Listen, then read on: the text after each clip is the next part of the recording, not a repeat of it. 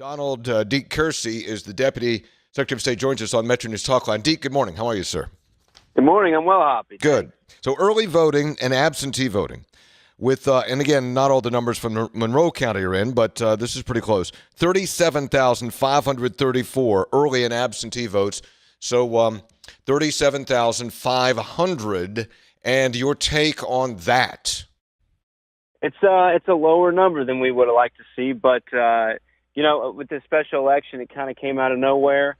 There aren't any candidates on the ballot, which means there aren't any candidate dollars being spent towards advocacy. A lot of political action committees really haven't come out to either in support or against the road bond. There are a few out there that I've heard, but not nearly as many as if there would have been candidates on a ballot. So without a lot of advertisement from that crew and given the short nature of the timing, it's not surprising that the turnout is low. Yeah, and Deke, if you extrapolate that out, and that's pretty dangerous. This is very, very rough math here. You're still talking about turnout of about 10 to 15%, maybe closer to 10 than 15. What do you think? You mean after election day? Total, yeah, after election day. I hate to really extrapolate much on that, but I think if you were to look at the historical numbers on road bonds, yeah, it's pretty low. Okay.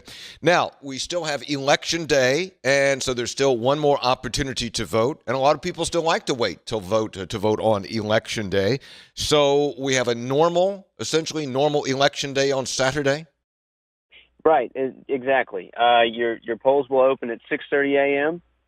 They'll close at 7:30 p.m. If you need to know where your precinct is, we put a really nice big button right on the home page of our website. That's WVSOS.com. And right at the top on the banner, you'll see a button that says, "Where do I vote?" You click that button, you put in your first name, your last name, and your date of birth, and it'll give you the address of your polling place. Oh, that's helpful. That's good because there are 1,851 precincts in 55 counties in West Virginia. That's a ton of precincts. And you can help me with this, you may not be voting at the place where you normally vote. You probably will, but you may not be, right? Right, you're exactly right.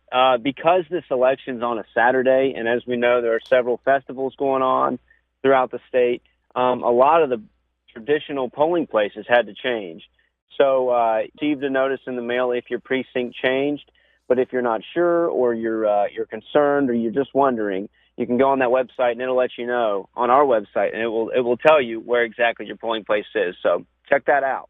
Yeah, Deke Kersey is with us, and he's the director of the Elections Division at the Secretary of State's office. Now, what are you all going to do? In an election like this, you really would not think, because you don't have candidates, you wouldn't think there would be shenanigans, and that's been toned down a lot anyway.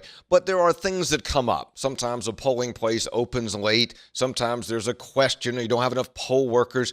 So how are you all staffing that? How are you all dealing with those kinds of things that will inevitably come up on Saturday? Just like we would for any other election.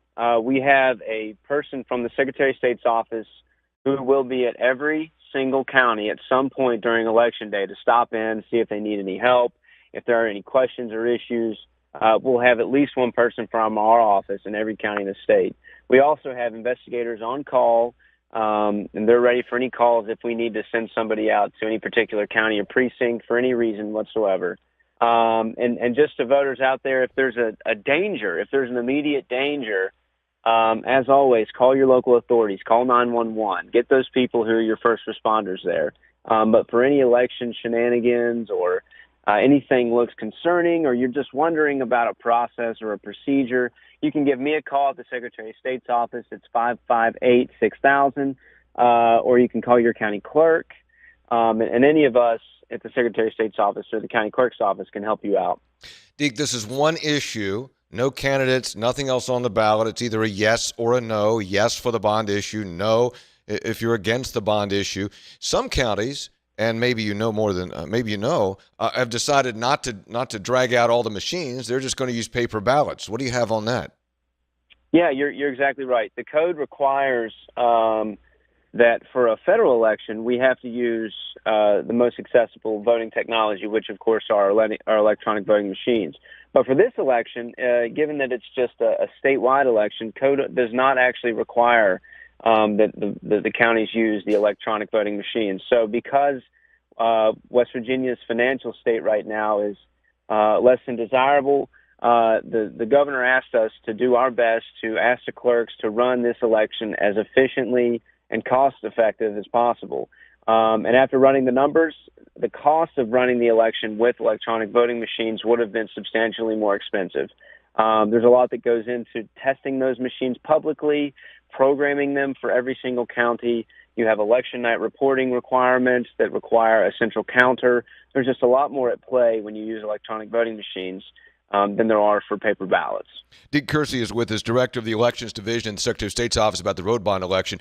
Our paper ballot, is that going to slow counting? Because with machines, the total's in pretty quickly. If it's paper ballots, like, okay, 1 for, 1 against, 1 against. What was that again? 1 against, 1 for. Oh, got to start over. I mean, is that going to take forever?